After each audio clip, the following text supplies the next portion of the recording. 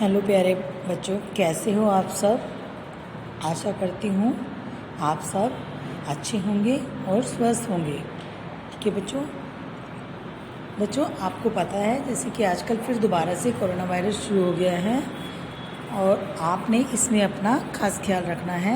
यानी कि आपने बिना मास्क के कहीं नहीं जाना है, मास्क का इस्तेमाल करना है, बार बार हाथ धोने हैं और आपको क्या करना है बच्चों, घर से बिना वजह के बाहर नहीं जाना है। ठीक है, तो चलिए आज की पिछली वीडियो में हमने अपना पार्ट 2 का अभ्यास कार्य किया था। आज की वीडियो में हम अपना पार्ट 3 करेंगे। पार्ट 3 का हम अध्ययन करेंगे यानी कि उसको पढ़ेंगे। ठीक है बच्चों, स्टार्ट करते हैं हम अपना पार्ट 3। हमारे पाठ का क्या नाम है बच्चों, बालक चंद्रगुप्त। बालक चंद्रगुप्त की ऐसी कहानी है, एक ऐतिहासिक कहानी है ये। इसमें चंद्रगुप्त के बचपन के बारे में बताया गया है कि चंद्रगुप्त बचपन में कैसी क्रीड़ाएं करता था, कैसे खेल करता था।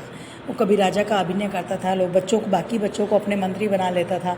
इस तरह से वो अपने क्या क्या काम करता था और बाद में कैसे बालक चंद्रगुप्त क्या बना था, अपने कामों से वो बालक बड़ा होकर सम्राट चंद्रगुप्त मौर्य बना था। ठीक है, चलिए आज हम इसके बारे में पढ़ते हैं। इस पाठ में क्या है बच्चों, स्टार्ट करते हैं। सभी बच्चे ध्यान देंगे पाठ के ऊपर। पाटलिपुत्र में मौर्य सेनापति का साधारण सा घर था। साधारण सा बिल्कुल सिंपल सा जिसको बोलते हैं, ऐसे ही जैसे कोई बहुत ज़्यादा किसी के घर में टाइल्स, ऐसे सिंपल मिट्टी का बना हुआ घर था। सम्राट पद्मनंद के अत्याचार से मगध काँप रहा था। मौर्य सेनापति के बंदी हो जाने के कारण उनके कुटुंब का जीवन बड़े कष्ट से बीत रहा था। बच्चों यहाँ पर कुटुंब से क्या मतलब है, कुटुंब से मतलब है परिवार, कष्ट मतलब दुख के साथ व्यतीत रहा था। किसका, मौर्य सेनापति जो बंदी हो गए थे, उनके बंदी हो जाने के कारण उनका परिवार का जो जीवन था, भरण पोषण था, यानी कि बड़ी मुश्किल से हो रहा था। एक बालक उसी घर के सामने खेल रहा था। वह कई लड़के उसकी प्रजा बने थे, वह राजा बना था। उन्हीं लड़कों में से वह किसी एक को घोड़ा और किसी को हाथी बनाकर चढ़ता, राजा की तरह दंड और पुरस्कार देने का अभिनय करता। बच्चों क्या कर रहा था वो जो बालक था चंद्रगुप्त, वो क्या कर रहा था, राजा अपने घर के सामने एक खेल खेल रहा था। उसमें क्या बना हुआ था, वो अपना राजा बना हुआ था और बाकी के बच्चे जो थे, जैसा कि आपको चित्र से भी विदित हो रहा होगा कि बाकी बच्चे जो बने हुए थे उसकी प्रजा बने हुए थे। और प्रजा को वो क्या कर रहा था, जो बच्चे बने हुए थे उनको राजा के अनुसार ही दंड दे रहा था। और बच्चे जो हैं उसके सामने हाथ जोड़कर याचना यानी कि प्रार्थना कर रहे थे। ठीक है, नेक्स्ट पैराग्राफ में देखते हैं। मैं उसी ओर से एक ब्राह्मण जा रहे थे, उनका नाम था चाणक्य, बड़े बुद्धिमान थी।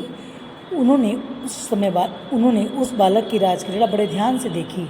उनके मन में कुतूहल भी हुआ और कुछ विनोद भी सूझा। उन्होंने ठीक ब्राह्मण की तरह उस बालक राजा के पास जाकर याचना की, राजन मुझे दूध पीने के लिए गऊ चाहिए। अब क्या होता है बच्चों, वहाँ से जब वो खेल रहे होते हैं, उनके खेल खेलते समय वहाँ से कौन जा रहा था, चाणक्य जा रहा था। जो चाणक्य कौन थे, एक ब्राह्मण थे। और वो जो कि ब्राह्मण, आपको पता है कि नाम से ही पता है आपको कि जितने ब्राह्मण होते हैं बुद्धिमान ही होते हैं वो। उन्होंने बालक की राजक्रीड़ा को, जो खेल खेला था राजा का, वो बड़े ध्यान से देखा और थोड़ा सा कहीं ना कहीं वो कुतूहल भी हुआ, उसको जानने की जिज्ञासा भी उनके अंदर उत्पन्न हुई कि, और एक मन में उनके विनोद मतलब खेल सूझा, मजाक सूझा कि क्या करूँ मैं इसको। और जाकर बालक के सामने हाथ जोड़कर प्रार्थना करने लगे कि महाराज मुझे दूध पीने के लिए एक गाय चाहिए, मुझे दे दीजिए। तो बालक ने भी राजा सी उदारता का अभिनय करते हुए पास ही चरती गायों को दिखाकर कहा, इनमें से जितनी इच्छा हो गाय ले लो। अब राजा क्या कहता है, अब जो बालक चंद्रगुप्त था वो राजा बना हुआ था बच्चों। राजा बनकर चाणक्य को उसको क्या कहते हैं, चाणक्य को, कि जाइए, जब वो बड़ा मतलब अपना बड़ा दिल दिखा रहा था कि मैं राजा हूँ, ये जो गायें चर रही हैं सामने से, उनमें से जो भी गाय तुम्हें पसंद हो, अच्छी लगे, तुम उसे ले जा सकते हो। नेक्स्ट पैराग्राफ है हमारा। ब्राह्मण ने हंसकर कहा, राजन ये जिसकी गायें मैं मारने लगे तो।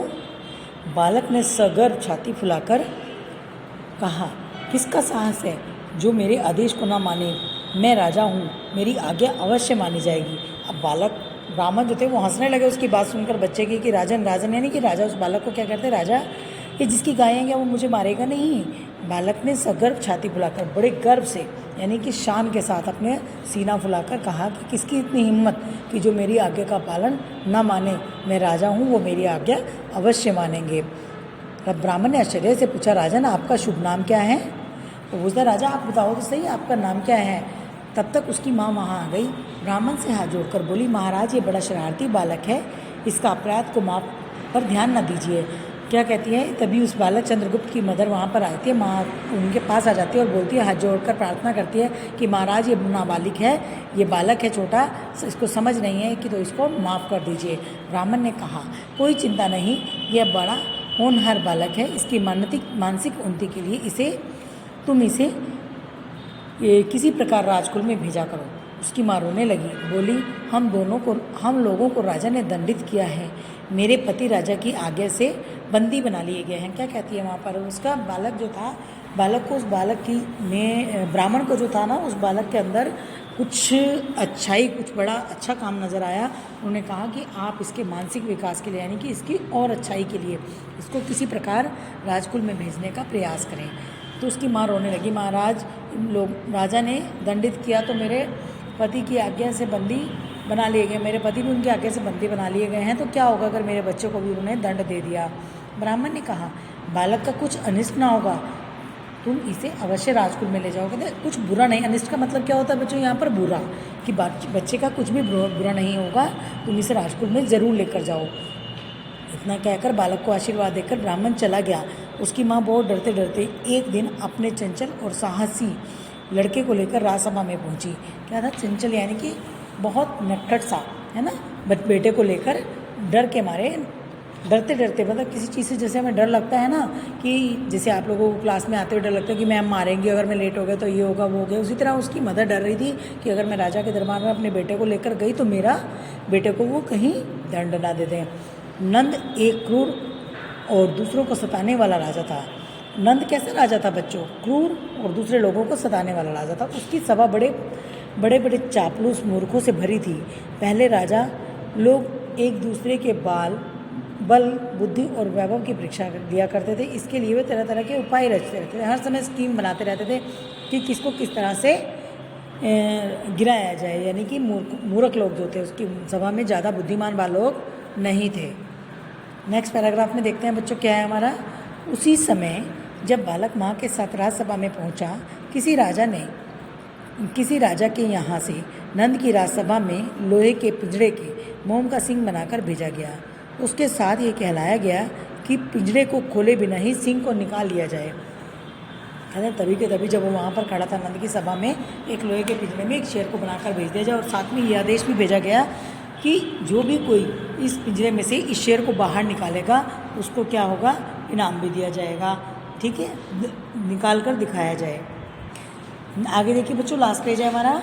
सारी राजसभा इस बात पर विचार करने लगी, पर उन मूर्ख सभासदों को कोई उपाय नहीं सूझा। यानी कि सबके सब अपने अपने सोचने लगे, अपने अपने विचार बनाने लगे कि किस तरह से पिंजरे के अंदर से शेर को निकाला जाए। और सभी मूर्ख सभासदों का, मतलब जो मूर्ख थे ना, उनके सभासद थे, वो सब मूर्ख थे, किसी को कोई ज्ञान नहीं था, तो इसलिए उनको कोई उपाय भी नहीं सूझा था। अपनी माता के साथ वह बालक भी सारी लीला देख रहा था। वह भला कब तक चुप रहने वाला था। उसने कहा, मैं निकाल दूंगा। बच्चा जो था बड़ा, आपको पता था, होनहार भी था, बुद्धिमान भी था, समझदार भी था, तो उसने कहा कि आप चिंता मत करो, इसको मैं निकाल दूंगा बाहर, शेर को पिंजरे से बाहर मैं निकाल दूंगा। सब लोग हंस पड़े। राजा नंद को भी आश्चर्य हुआ। नंद ने पूछा, यह कौन है? जब बच्चे ने कहा, तो बच्चों आपको भी पता है कि जब कोई बड़े कार्य को करने के लिए कोई बड़ा व्यक्ति नहीं कर पाता और एक बालक छोटा सा कह देता है कि मैंने ये काम करना है, तो क्या होता है कि सबके सब बड़े उसका मजाक बनाने लगते हैं, उस बात पर हंसते हैं। तो वहाँ राजा की नंद की सभा में भी यही कुछ हुआ। मालूम हुआ कि राजबंदी मौर्य सेनापति का लड़का है। बाद में उसको पता चला कि ये लड़का कौन है, कि मौर्य सेनापति राजबंदी जो उन्होंने बंद कर रखे थे अपने उसमें, उनका बेटा है ये। फिर क्या था, नंद क्रोध से आग बबूला हो उठा, बोला, यदि उसने ना निकाल सका तो तू भी इस पिंजरे में बंद कर दिया जाएगा। अब राजा को उस बच्चे की बात को सुनकर बच्चों गुस्सा आ जाता है। वो कहता है कि इसके पिता तो पहले से ही बंदी है, अगर ये इस पिंजरे में से नहीं निकाल पाया तो इसको भी इसके पिता के साथ मैं उस पिंजरे में ही डाल दूंगा। उसकी माता ने देखा यह विपत्ति कहाँ से आ गई, परंतु बालक निर्भीकता से आगे बढ़ा और पिंजरे के पास जाकर उसको भली भांति देखा। भली भांति यानी कि ठीक प्रकार से उसको अच्छी तरह से देखा, अच्छी तरह से देख परख लिया कि अब क्या होगा। निर्भीकता मतलब क्या होता है बच्चों, बिना डरे। फिर लोहे की शलाकाओं को गर्म करके उस सिंक को पिघला कर पिंजरे को खाली कर दिया और सब लोग चकित हो गए। तो उसने क्या किया था, जो लोहे की गरम शलाकों से, सलाइयों से को गर्म करके उसके अंदर क्या था बच्चों, पिंजरे के अंदर जो शेर था वो मोम का बना हुआ था। तो उस बालक ने अपनी बुद्धि लगाकर क्या किया था, उस शेर को पिघलाकर पिंजरे से बाहर निकाल दिया। ये सब देखकर और पिंजरा खाली हो गया। सब लोग चकित रह गए यानी कि हैरान हो गए। राजा ने पूछा तुम्हारा क्या नाम है? उसने कहा चंद्रगुप्त। फिर राजा ने प्रसन्न होकर उसे तक्षशिला के विश्वविद्यालय में पढ़ने के लिए भेजा। बच्चों, राजा नंद ने चंद्रगुप्त को पढ़ने के लिए कहाँ भेजा था, ये आपको प्रश्न आ सकता है। तो इसका उत्तर क्या होगा, राजा नंद ने चंद्रगुप्त को पढ़ने के लिए तक्षशिला के विश्वविद्यालय में भेजा था। आगे चलकर यही बालक ब्राह्मण चाणक्य की सहायता से चक्रवर्ती सम्राट चंद्रगुप्त मौर्य बने। क्या बना था ये बच्चों, बड़ा बालक चंद्रगुप्त क्या बना था, चक्रवर्ती सम्राट चंद्रगुप्त मौर्य बना था। कौन सा बालक, जो राज क्रीड़ा का अभिनय कर रहा था यानी कि खेल कर रहा था। और जो खेल कर रहा था वो बच्चा कौन था, चंद्रगुप्त था बेटा। और ईसा से 321 वर्ष पहले मगध में पाटलिपुत्र के राज सिंहासन पर बैठा। उसने अपने बाहुबल से उसने सिकंदर के यूनानी साम्राज्य के आतंक से भारत को मुक्ति दिलाई। ठीक है, अपने यानी कि अपने बुद्धि बल से, अपनी सामर्थ्य से उसने बाहुबल से, अपनी बाजुओं के बल से सिकंदर को यूनानी साम्राज्य के आतंक का क्या मतलब होता है, भय, डर से भारत को आज़ाद कराया, मुक्ति दिलाई, मतलब उसको फ्री किया। तो बच्चों, इस पाठ को हमने इस पाठ को पढ़ा। इस पाठ से हमें क्या शिक्षा मिलती है कि निर्भीकता और सूझबूझ से कठिन काम भी आसानी से हो जाता है। यानी कि जब हम बिना डरे समझदारी से कोई भी कार्य करते हैं तो हमारा कोई भी कार्य विफल नहीं होता, वो हर एक कार्य सफल होता है। हमें कभी भी उस कार्य में हार नहीं मिलती। अगर यही पाठ आप अच्छे से पढ़ेंगे और समझेंगे तो आपको 100% आपको ये पाठ ठीक से लर्न हो जाएगा। मैं आशा करती हूँ कि आपको मेरा पढ़ाया हुआ पाठ समझ में आ रहा होगा। और अगर नहीं भी समझ में आ रहा है तो आप अपनी जूम क्लास में मुझसे कंफर्म कर सकते हो। कुछ भी परेशानी हो बेटा, मैं स्कूल टाइमिंग में आपके पास हर समय मौजूद हूँ। आप मुझसे जूम क्लास का टाइम छोड़कर कभी भी आप मुझसे बात कर सकते हैं, अगर कोई परेशानी चैप्टर से रिलेटेड है, अदरवाइज़ नहीं। ठीक है, इस पाठ के लेखक का क्या नाम है, चलिए बताइए। इस पाठ के लेखक का नाम है जयशंकर प्रसाद जी। ठीक है बच्चों, चलिए आपका दिन शुभ रहे। धन्यवाद। मिलते हैं अपनी अगली वीडियो में।